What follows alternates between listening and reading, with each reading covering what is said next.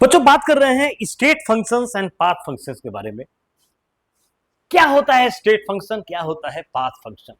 कहता है किसी अब फिजिकल क्वांटिटी को हम स्टेट फंक्शन तब बोलते हैं जब उसमें कोई भी चेंज डिपेंड करता है इनिशियल एंड फाइनल स्टेट्स पर, सिर्फ डिपेंड करे इनिशियल एंड फाइनल स्टेट्स पर डिपेंड करे। आप बताओ मुझे कि ये पानी का एक बोतल है, अब इसको मुझे भरना है। इसके भरने के बहुत तरीके हो सकते हैं। हो सकता है पानी पड़ रहा हो, बोतल को रख दो, या गिलास से भर दो, या नल के नीचे से भर दो।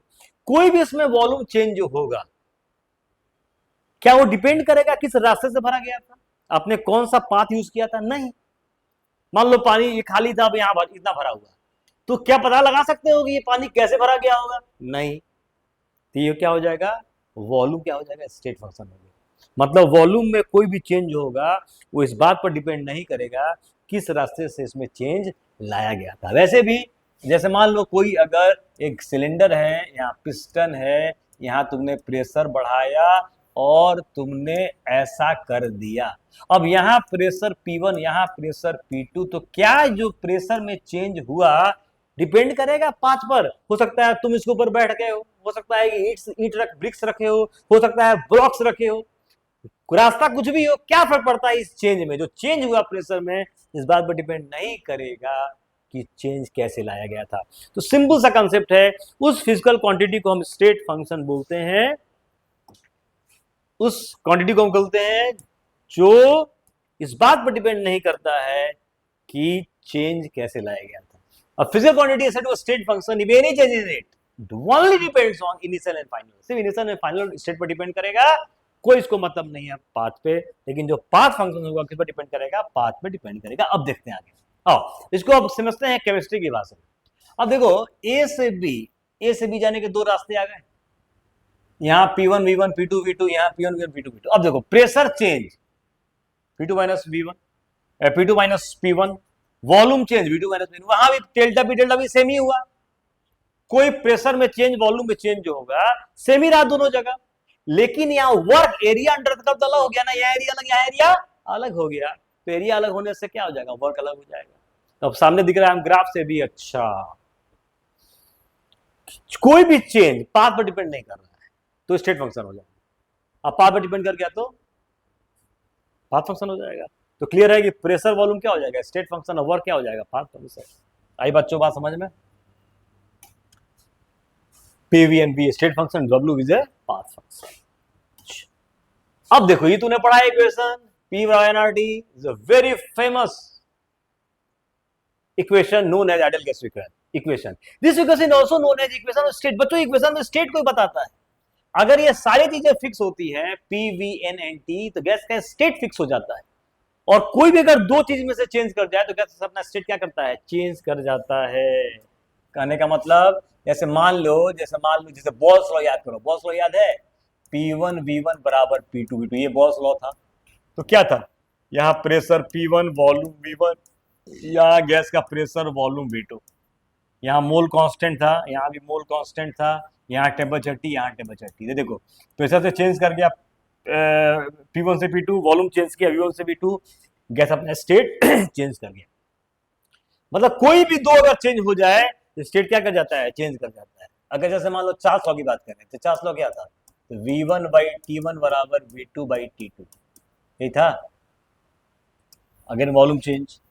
अब यहां याद करो T1 T2 volume V1 volume V2 मोल N P कांस्टेंट।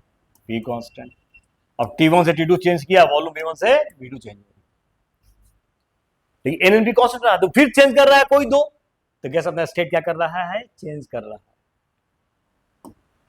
एबंडोंस लॉ या गैलो-स्टोक्स लॉ भी कहते हैं, P1 बाई T1 बराबर P2 बाई T2।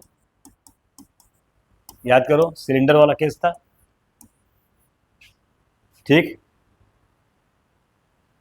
यहाँ वॉल्यूम कांस्टेंट, मोल भी कांस्टेंट, यहाँ प्रेशर P1, यहाँ प्रेशर P2, यहाँ टेम्परेचर T1, यहाँ टेम्परेचर T2। अगेन P1 से P2 चेंज किया, टेम्परेचर T1 से T2 चेंज किया, फिर क्या हो जाएगा ये? यस, स्टेट फंक्शन हो गया। एवोगाड्रोस लॉ की बात करते हैं। एवोगाड्रोस लॉ याद है बच्चों?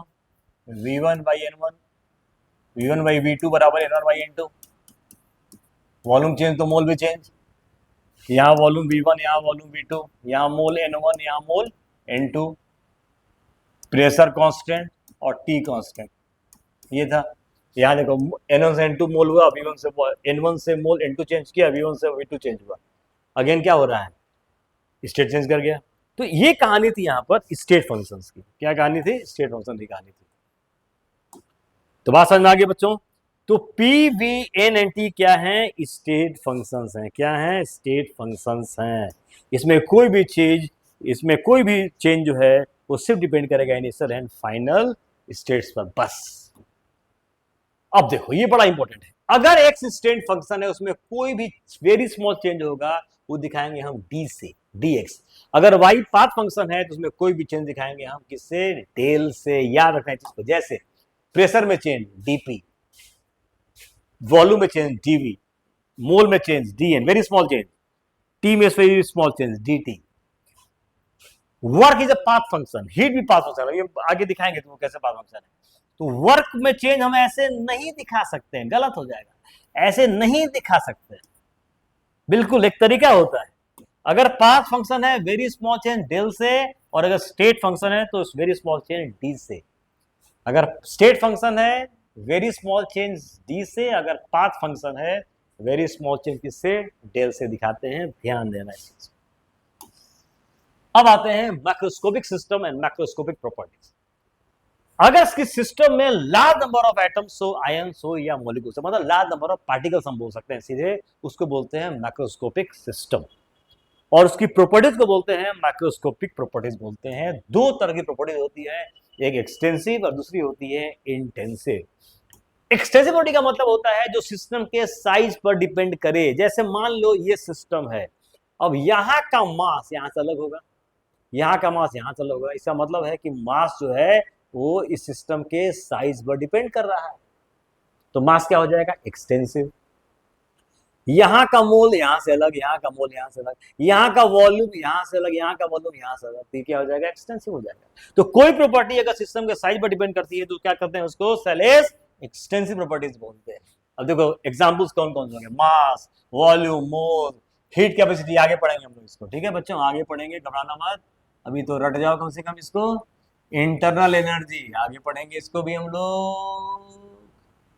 एंथैल्पी आगे पढ़ेंगे, दिखा दिया सब पॉइंट को। एंट्रोपी आगे पढ़ेंगे, फ्री एनर्जी आगे पढ़ेंगे।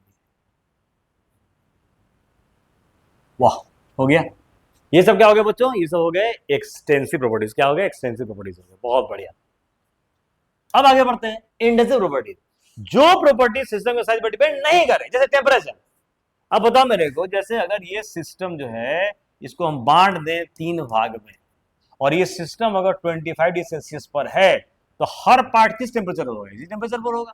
इसका मतलब हुआ कि टेम्परेचर साइज पर डिपेंड नहीं कर रहा है। अगर ये पेन जो है 25 डिग्री सेल्सियस पर है तो इसका प्रत्येक पार्ट किस टेम्परेचर पर होगा, 25 डिग्री सेल्सियस पर ही होगा।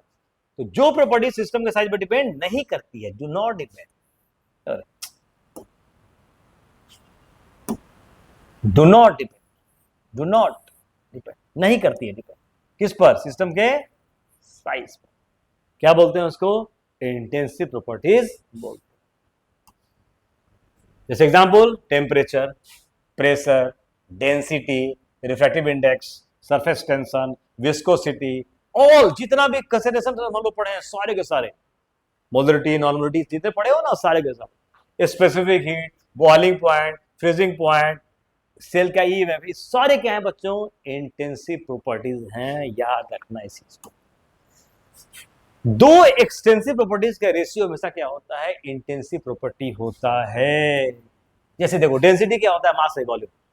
अब मास का एक्सटेंसिव, वॉल्यूम एक्सटेंसिव, रेशियो क्या रहेगा, हमेशा इंटेंसिव रहेगा, मतलब साइज पर डिपेंड नहीं करेगा। Density is a fix value, it will not depend on the size. तो दो एक्सटेंसिव प्रॉपर्टी का रेशियो क्या रहता है, इंटेंसिव होता है। अब यहां देखो, सी क्या है, कंसंट्रेशन, मोलरिटी के टर्म में, एन बटा वी, एन का मतलब सॉल्यूट का मोल्स, वी का मतलब volume of solution litre. N extensive, volume extensive, C क्या हो जाएगा intensive. Mass extensive, volume extensive, density क्या हो जाएगा इंटेंसिव। सी क्या हो गया concentration of solution in terms of molarity, molarity, molarity, ठीक है, मोलारिटी। तो सी क्या हो जाएगा इंटेंसिव हो जाएगा। आई बच्चों बात समझ में? तो मैंने यहां तक एक और लेक्चर मैंने आज इस लेक्चर में मैंने क्या पढ़ा, स्टेट फंक्शंस क्या होता है, पाथ फंक्शंस क्या होता है, फिर हमने पढ़ा मैक्रोस्कोपिक सिस्टम क्या होता है, मैक्रोस्कोपिक प्रॉपर्टीज क्या होती है, और मैक्रोस्कोपिक प्रॉपर्टीज दो तरह की होती है, एक्सटेंसिव इंटेंसिव। मैंने डिटेल इसके बारे में बता दिए, सारे एग्जाम्पल्स दे दिए, इसको आप समझ जाइएगा। नेक्स्ट लेक्चर में फिर मैं बात करूंगा, एक आऊंगा फिर एक शानदार लेक्चर के साथ नेक्स्ट वीडियो में। आपका किंग ऑफ केमिस्ट्री, आपके sir. Thank you so much.